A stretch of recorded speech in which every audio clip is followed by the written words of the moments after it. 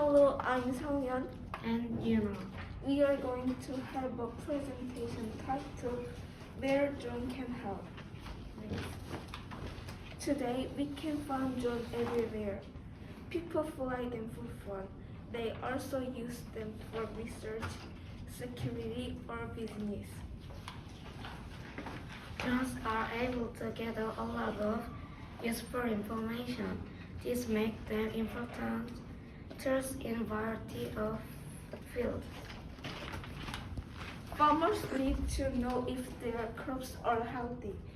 They also need to know their crops are ready to harvest. Farmers can use drones to monitor their fields.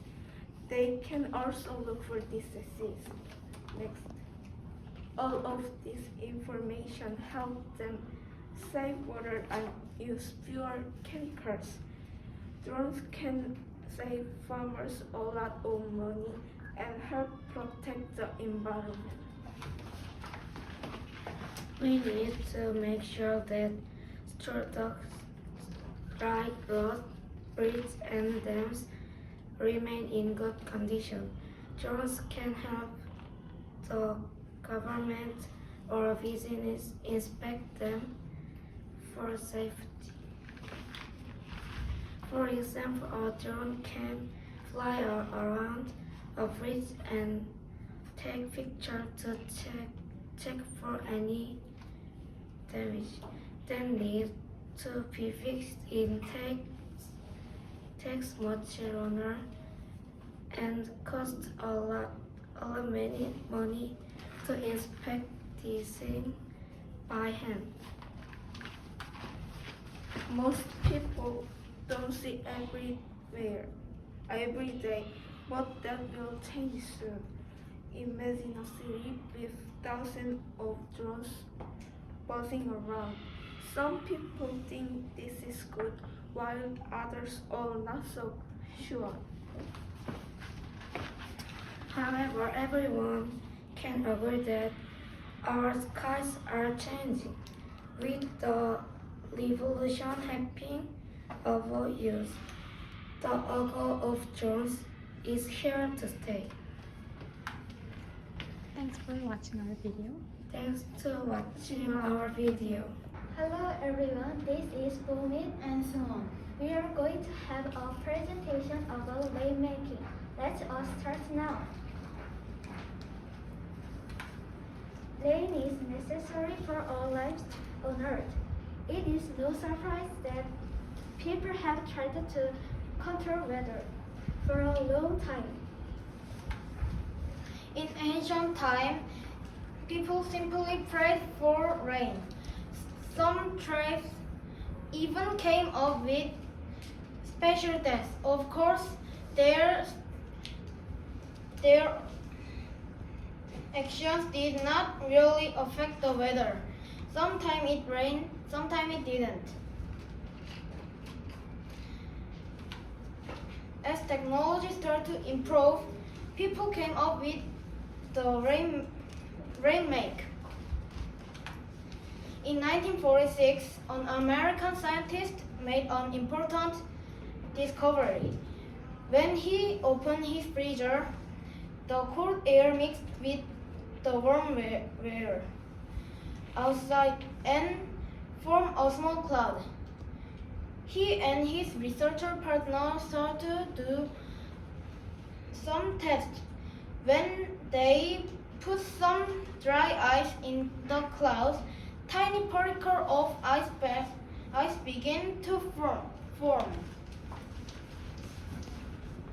Other scientists started to explore this new technology too. In 1971, one scientist found that silver ion did work better than dry ice. Later, scientists found that certain crystals worked the same way in warmer climates. People had finally discovered how to make rain, but they could only make it in the lab. They still had to find ways to get their cloud seed into the air. For the first time in human history, we know how to make it rain. Then why do people in the world still struggle with drought? Sometimes it's simply not practical. This technology is still very new and it will take more time to perfect it. There is still a long way to go before we can trustfully control the weather. Thanks for watching our presentation and we hope you had a chance to think about this topic. Thank you again. Hello everyone, this is Tayo and Ayan. We are going to have a presentation about wearable technology. Let us start now. Technology has always been an important part of our lives. Today, many people are excited about new types of wearable technology. Let's take a look at the evolution of wearable technology. Next. The earliest example of wearable technology first appeared in the late 30th century. Next. Can you guess what it was? Eyeglasses. Eyeglasses quickly became popular and have been used ever since. In the 16th century, the city of Nuremberg was famous for its artists and craftsmen. He designed a few different types. One of them was worn around the neck as a necklace. It was called the number 8. It was popular among wealthy Europeans. Although the clock was expensive and didn't work well, it was still amazing at the time.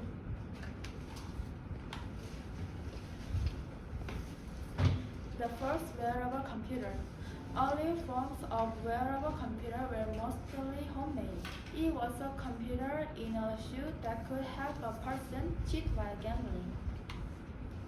The creators made a lot of money using it.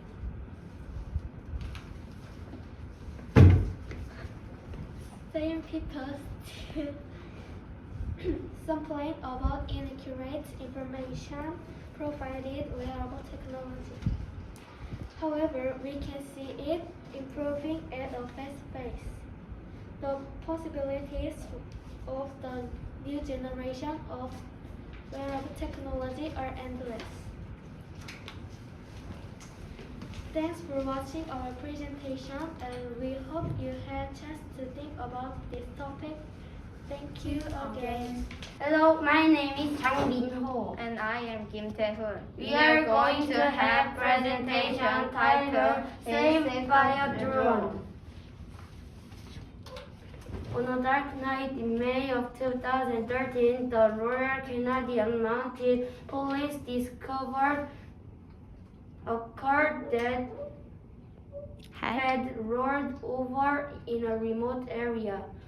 No one was around the scene and there were no witnesses. The driver was missing. The police believed the driver had been confused after the accident. The police searched the area. It was dark and the ground was raw. They couldn't find the driver. They brought a helicopter with a night vision equipment. The helicopter flew about the area, but they still couldn't find him. Finally, the police had another idea. They brought a helicopter with a night vision equipment. The police had another idea. They got a drone with heat sensing equipment. The drone pilot flew a manned aircraft over the raw ground. There he was. The drone pilot found the man and the police rescued him.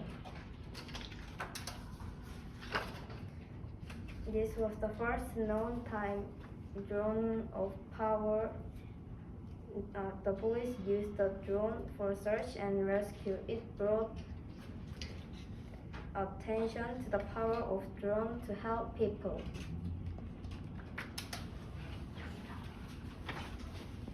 Drones can easily reach places that people cannot. Also, rescuers don't have to put themselves in danger as often as before. Drones have saved many lives in just a few years. Thanks for Thank you watching. for watching our presentation. Bye bye.